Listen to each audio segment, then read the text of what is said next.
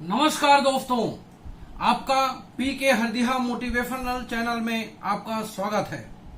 आज आपका पी कुमार आपको तलाक से संबंधित जानकारी दे रहा है।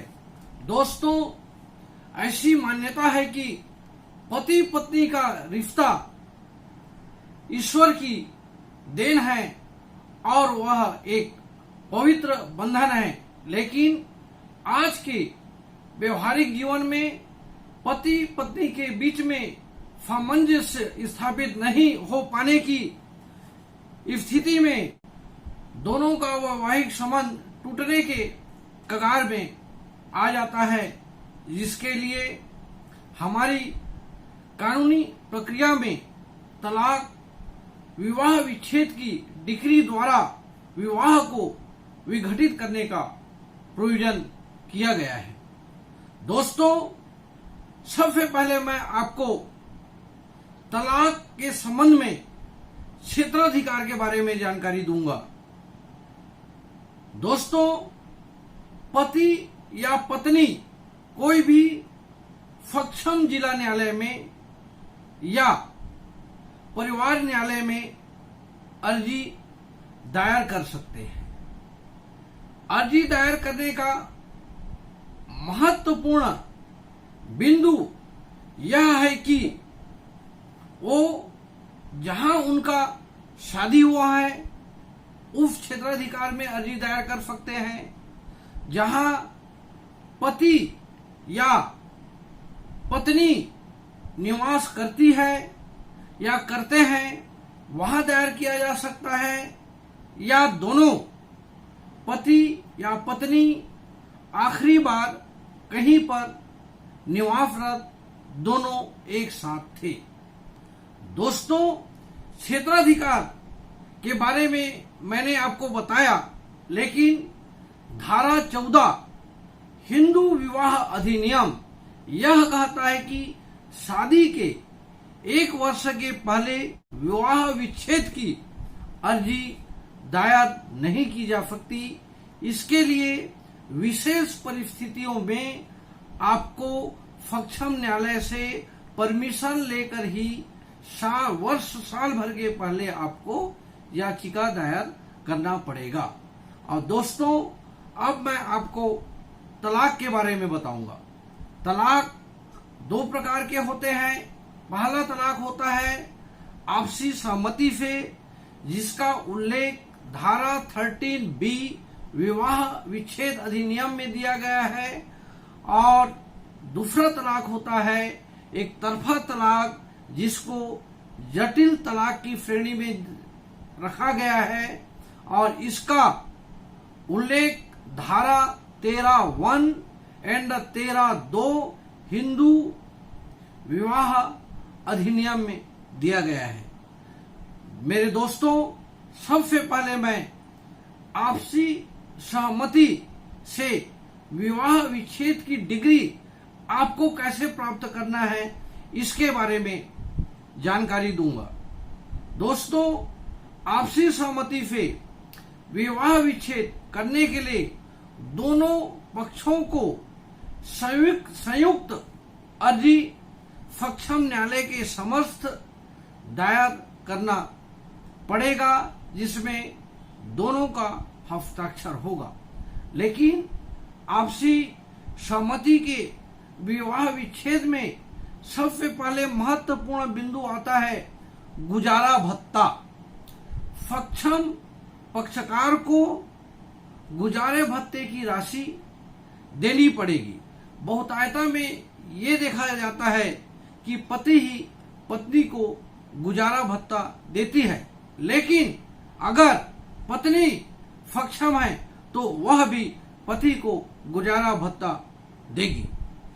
दूसरा है दोस्तों, अगर शादीशुदा पति पत्नी का बच्चा है तो बच्चे की कस्टडी के संबंध में भी एक महत्वपूर्ण बिंदु है आपसी सहमति तलाक में, जिसे हम बोलते हैं बच्चे का कस्टडी, और इसको बोला जाता है चाइल्ड कस्टडी शेयर्ड। इसमें पति या पत्नी दोनों मिलजुल कर बच्चों की देखभाल करेंगे या एक पक्ष देखभाल करेगा, लेकिन दूसरे पक्ष को आर्थिक रूप से बच्चे का सहयोग करना पड़ेगा।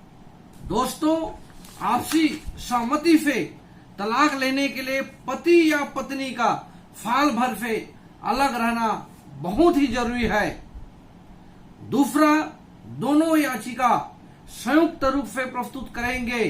इसके बाद कोर्ट उनको 6 माह का मौका देगा कि दोनों के बीच में शायद आपसी संबंध बन जाए और उनका शादी का संबंध बेहतर बन जाए और वो पुनः एक परिवार को स्थापित कर सके। अगर दोनों के बीच में आपसी संबंध स्थापित नहीं होता है तो अंत में कोर्ट तलाक की डिग्री के द्वारा उनके विवाह को विघटित कर देगा। इसके बाद आता है दोस्तों दूसरा, एक तरफा तलाक। एक तरफा विवाह विच्छेद की डिग्री एक बहुत ही जटिल प्रक्रिया है और उस जटिल प्रक्रिया से जो भी पक्ष पति या पत्नी जो अर्जी करता है उसको गुजरना पड़ता है।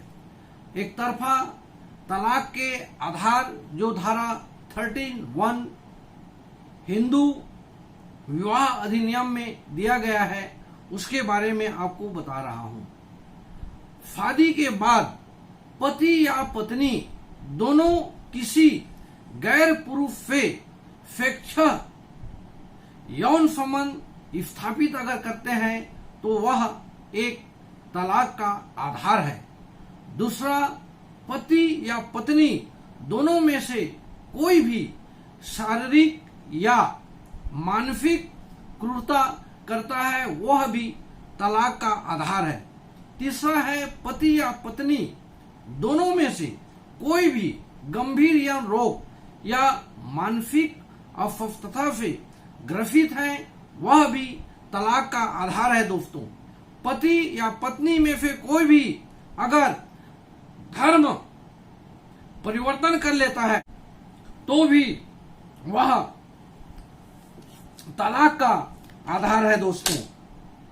दोस्तों, अगर पति या पत्नी दोनों 2 वर्ष से अलग रह रहे हैं वह भी तलाक का आधार है। दोस्तों, लेकिन धारा 13(2) में पत्नियों को विशेष अधिकार दिया गया है, विशेष आधार दिया गया है। पहला आधार है, पति अगर बलात्कार करता है या अप्राकृतिक यौन संबंध बनाता है तो यह पत्नी के लिए तलाक का एक महत्वपूर्ण आधार है।